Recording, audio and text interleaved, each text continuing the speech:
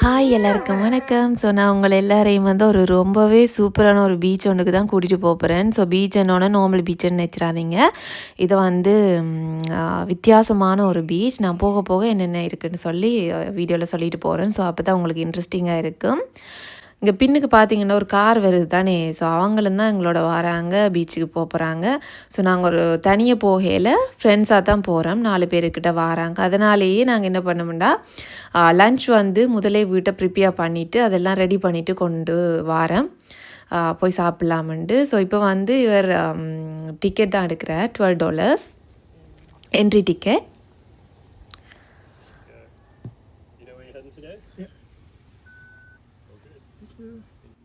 So இந்த entry ticket எடுத்தால் தான் உள்ளே விடுவாங்களாமேன்ட்டு சரின்னு என்ட்ரி டிக்கெட் எடுத்துகிட்டு உள்ளே போயாச்சு. நல்ல வெள்ளை வந்துட்டு விளையாடிக்கு அந்த கேட்டை வந்து க்ளோஸ் பண்ணியிருப்பாங்க. ஒரு லிமிட்டுக்கு பிறகு வந்து க்ளோஸ் பண்ணியிருப்பாங்க. வாராக்கள்ன்ற நம்பரை எத்தனை பேர் வாராங்கன்றதை பொறுத்து க்ளோஸ் பண்ணிடுவாங்க. வீக் டேன்றபடியாக ஓகே நாங்கள் தப்பிட்டோம். இதே வீக்கெண்ட் இருந்தால் இன்னும் வெள்ளனை வலிக்கிட்டு இருக்கணும்.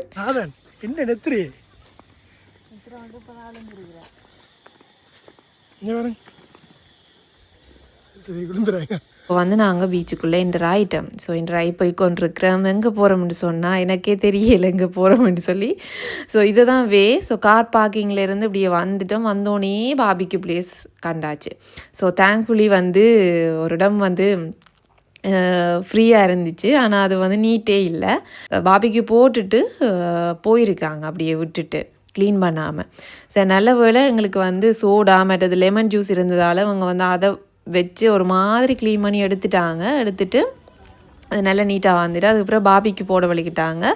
நானும் மாதனி இங்கால என்ன பண்ணோம்னு சொன்னால் இவருக்கு அந்த புகை பிடிக்கலையா, சரின்னுட்டு இங்கால வாங்கன்னுட்டு இங்கால இருக்கிற பாபிக்கு பிளேசஸை காட்டுவோம் உங்களுக்குன்னு சொல்லி அதை சுற்றி எடுத்துகிட்டு இருந்தேன். ஸோ நாங்கள் போகிற இடத்துல 2 செட் இருக்குது. அங்கால எனக்கு அங்கால பக்கம் வந்து இதுக்கு ஆப்போசிட்டாக இருக்கிற பக்கம் பீச்சு கொஞ்சம் கிட்டவே இருக்கிற இடத்துல வந்து ஒரு 6-7 கிட்டே இருந்திருக்குமென்னு நினைக்கிறேன்.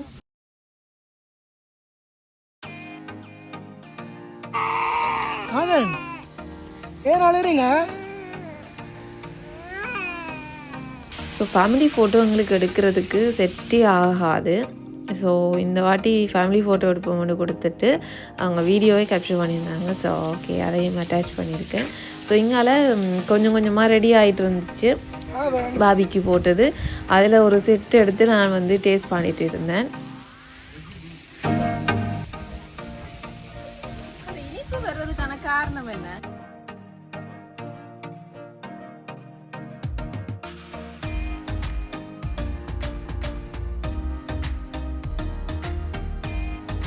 சாப்பிட்டு அந்த பிளேஸை க்ளீன் பண்ணிவிட்டு இப்போ வந்து நாங்கள் பீச்சுக்கு தான் போய் கொண்டிருக்கிறோம். ஸோ இதுதான் அந்த பாபிக்கு அடுத்த செக்ஷன். இது நாங்கள் போட்ட இடம். ஸோ இதெல்லாத்தையுமே தாண்டி இந்த வேயால் போனால் தான் வாங்கலை. நான் வந்து அப்படியே கூட்டிகிட்டு போகிறேன். போனால் அப்படியே டிரெக்டாக பீச் வந்துடாது. ஸோ அப்படியே போய் கொண்டிருக்க ஒரு பூல், அதாவது அந்த பீச்சோட செப்பரேட்டாக அந்த சீயோட கலக்காத மாதிரி ஒரு செப்பரேட்டாக வந்து அந்த நீர் தடாகம் மாதிரி ஒரு பூல் வந்து இருந்துச்சு. போகிற வழியே நல்லா இருந்துச்சு. ஸோ நான் இதுதான் பீச்சுன்னு நினச்சி போய் கொண்டிருந்தேன். ஆனால் இது பீச் இல்லை, இது வந்து பீச்சோட செப்பரேட்டாக இருக்கிற அந்த குளிக்கிறதுக்கு இருக்குது பூல் மாதிரி. அதுக்குள்ள வந்து இப்போ ரீசெண்டாக தான் இந்த பிரிட்ஜ் போட்டிருக்குறாங்களாம்.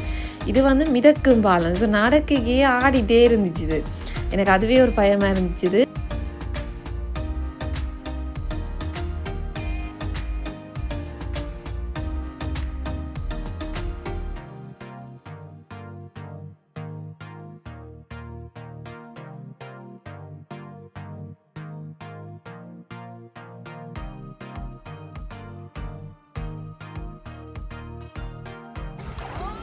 இங்கே திருமங்கல இருக்கா, நான் என்ன தோண்டி இல்லை எல்லாம்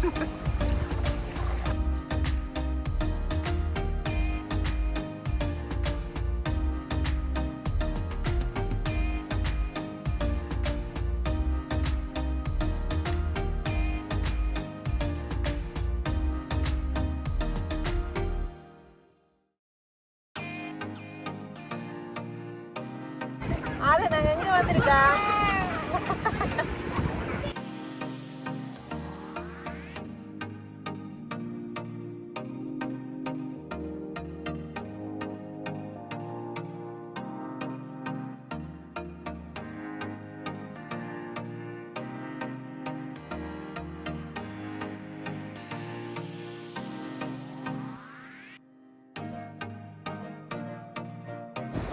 இவர் இப்போ ஹாப்பியாக வந்து வியூவை என்ஜாய் பண்ணிட்டு இருக்கிறார். இதுக்கு போது அழுது கத்தி கொண்டு இருந்தார். ஏன்னா சாப்பிட்ற திங்ஸ் பால் எல்லாத்தையுமே காரில் விட்டுட்டு வந்துட்டேன்.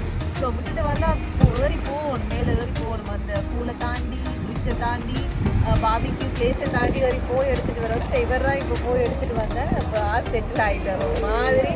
அந்த வயிறு ஃபுல்லானதில் கொஞ்சம் என்ஜாய் பண்ணி கொண்டு இருக்கிறார். இந்த பிளேஸும் நல்லா இருக்குது, கூலாக அங்கல வெயில். பட் இது வந்து அந்த இந்த மரங்களோட இருக்கிற அந்த நிழல் வருது. ஸோ நல்ல ஒரு பிளேஸ். இருந்து கொண்டே எல்லா வீட்டையும் பார்த்துட்டு இவருமே ஹாப்பியாக இருக்குது.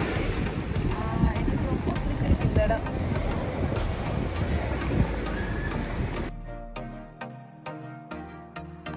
ஸோ நாங்கள் வந்த பாதையை விட இன்னொரு பாதையும் இருக்குது பீச்சுக்குள்ளே என்டர் ஆகிறதுக்கு.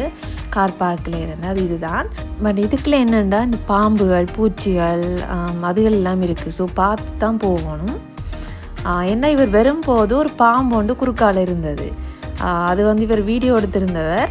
ஒரு சரியான பெரிய பாம்பு அங்கேருந்து இங்கே பாயிறதுக்கு நின்றது. ஸோ பார்த்தா அவதானமாக தான் வரணும். ஏன்னா ஆஸ்திரேலியாவில் பாம்புகள் எண்ணிக்க கூட. ஆனால் நான் வந்ததுக்கு இன்னுமே நேரில் பாம்பு பார்க்கல.